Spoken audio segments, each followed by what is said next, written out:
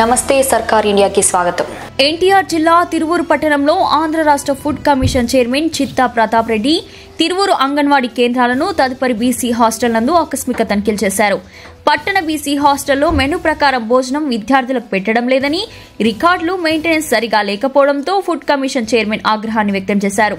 తదుపరి సంబంధిత అధికారులతో మాట్లాడి బీసీ హాస్టల్ వార్డెన్ను సస్పెండ్ చేయాలని ఆదేశించారు. నువ్వు ఈ వారం అంటాడా, వాళ్ళు ఏ వారం లేదంట. వాళ్ళు చెప్పింది నాలా, నువ్వు చెప్పింది నాలా. పిల్లలు 20 మందిని ఒక దగ్గర నిలబెట్టి మేము మాట్లాడితే వాళ్ళు చెప్పింది నాలా, నువ్వు చెప్పింది నాలా. హలో, ఏం పేరండి మీ పేరు? మోజెస్. ఈయన ప్రీ మెట్రిక్ హాస్టల్కు పోస్ట్ మెట్రిక్ హాస్టల్కు వార్డెన్గా ఉన్నారండి. మోజెస్ అనే అతను తిరువూరులో. మెనూ కంప్లీట్ డివేట్ అవుతుంది. ఎగ్స్ అసలు ఇవ్వడం లేదు.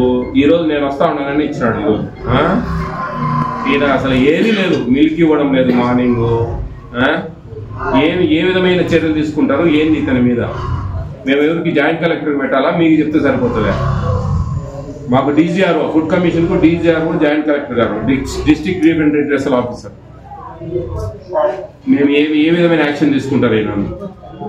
ఈయన వేస్ట్. ఈయన పనికి ఈయన పేద పిల్లల కడుపులు కొట్టి సంపాదిస్తే ఏం పైకి వస్తారండి చెప్పండి.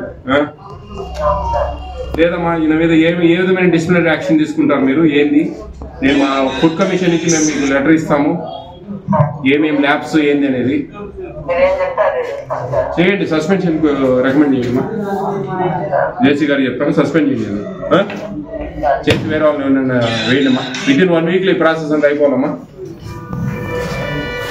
అదిమ్మా.